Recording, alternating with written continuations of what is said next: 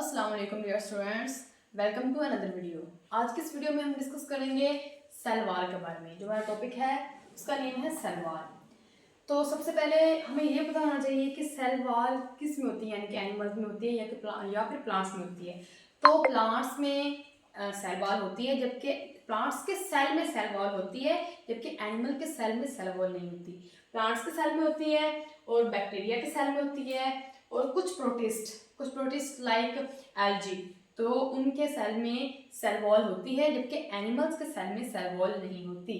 तो क्या होता है, cells of bacteria, fungi, plants and some protists like algae have a rigid wall around cell membrane. Cell membrane के बाहर या उसके गिर्द एक वॉल होती है, रिजिड वॉल होती है और नॉन लिविंग होती है, जिसे हम सेल वॉल के नाम से जानते हैं। सेल में जो सेल मेम्ब्रेन मौजूद होती है उसके बाहर, उसके अराउंड, उसके इर्द गिर्द एक वॉल, रिजिड वॉल होती है, जिसे हम सेल मेम्ब्रेन कहते हैं। सम प्रोटिस्ट यहाँ पर लिखा है, इससे मुराद लाइक एल्गी। तो इसे हम क्या कहेंगे, सेल वॉल। तो उसके बाद सेल वॉल का मकसद क्या है, या फिर ये क्या मुहैया करता है, इसका इम्पोर्टेंस क्या है। इट प्रोवाइड्स शेप, यानी कि शक्ल फॉर्म करता है। स्ट्रेंथ, शेप से मुराद है स्ट्रक्चर, किसी भी चीज, जैसे कि हमें ह्यूमन बॉडी को स्ट्रक्चर स्केलेटन की वजह से मिल रहा है, उसी तरह जो सेल वॉल है वो शेप प्रोवाइड करती है, यानी कि स्ट्रक्चर प्रोवाइड करती है किसी भी सेल को। उसके बाद स्ट्रेंथ यानी कि ताकत। उसके बाद प्रोटेक्शन, हिफाजत, and support to the inner living matter of the cell. Inner living matter of the cell यानी कि सेल के अंदर जो भी मैटर मौजूद होता है, उसमें न्यूक्लियस आ जाता है, उस सारे को हम, जो इनर मैटर होता है सेल का, उसको हम कोलेक्टिवली प्रोटोप्लाज्म कहते हैं। इनर लिविंग मैटर हम उसे कहते हैं प्रोटोप्लाज्म।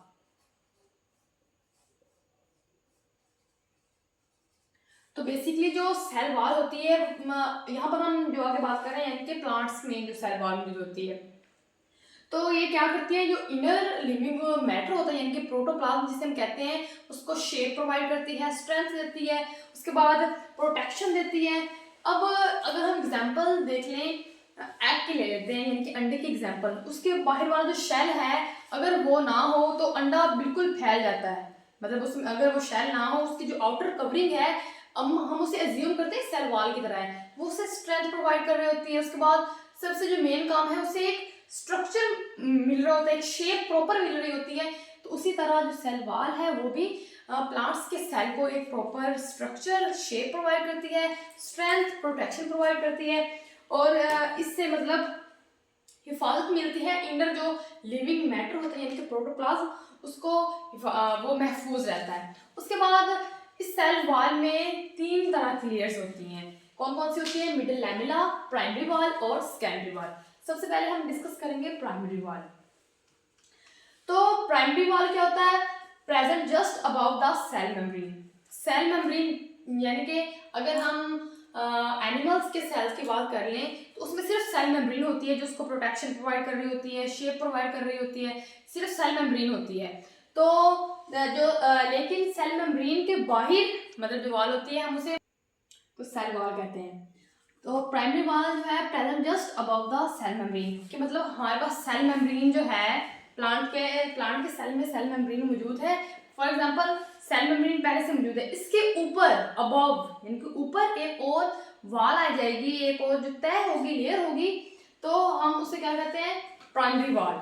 मतलब जो सेल वॉल का हिस्सा है, यानी कि सेल वॉल का वो हिस्सा, वो लेयर जो बिल्कुल ऊपर मौजूद होती है, किसके, ये सेल मेम्ब्रेन के बिल्कुल ऊपर मौजूद होती है, हम उसे प्राइमरी वॉल कहते हैं। और इस कंपोजिशन क्या है, मतलब किस चीज़ से बनी होती है, सेलुलोज, हेमीसेल्यूलोज और पैक्टन। मतलब ये इसकी जो कंपोजिशन है वो सेल्यूलोज, हेमीसेल्यूलोज और पैक्टन है, आपस में ये मिलकर प्राइमरी वॉल बनाते हैं। उसके बाद सेकंड है middle lamella. Middle lamella hold together the primary walls of adjacent cell. जो प्राइमरी वॉल्स होती हैं एडजेसेंट सेल की, उनको आपस में जोड़ कर रखता है। अब कैसे, फॉर एग्जांपल ये दो सेल हैं, इनके ऊपर प्राइमरी वॉल है, यानी कि सेल मेम्ब्रेन के ऊपर वाली जो लेयर है, सेल वॉल का हिस्सा, यानी कि जो प्राइमरी वॉल है जो ऊपर है बिल्कुल सेल मेम्ब्रेन के दोनों सेल्स के ऊपर है, तो आपस में इन दो एडजेसेंट सेल के दरमियान जो जगह होती है, इन दोनों सेल्स को आपस में जो लेयर ज्वाइन करती है, मिलाती है आपस में, हम उसे मिडल लैमेला कहते हैं। मतलब बिल्कुल उनको साथ होल्ड करके रखती है, पकड़ कर रखती है। उसके बाद कंपोजिशन क्या है इसकी, मैग्नीशियम, कैल्शियम और पैक्टन आपस में जो मिलते हैं तो मिडल लैमेला बनाते हैं। ये भी सेल वॉल का ही हिस्सा है, उसी की लेयर है। उसके बाद थर्ड वन है सेकेंडरी वॉल, ये इन साइड ऑफ प्राइमरी वॉल, यानी कि अगर बात कर लें कि ऊपर जो सेल मेम्ब्रेन है उसके ऊपर प्राइमरी वॉल होती है और प्राइमरी वॉल के अंदर वाली साइड पर कौन सी होती है, सेकेंडरी वॉल। और इसकी कंपोजिशन क्या है, सेलुलोज, लिग्निन और कुछ केमिकल्स आपस में मिलकर क्या बना रहे होते हैं, सेकेंडरी वॉल।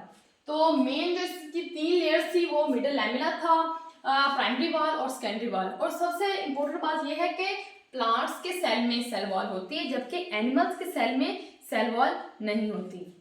आज की इस वीडियो के लिए बस इतना ही। मज़ीद वीडियो देखने के लिए मेरे चैनल को सब्सक्राइब करें। शुक्रिया, अल्लाह हाफिज़।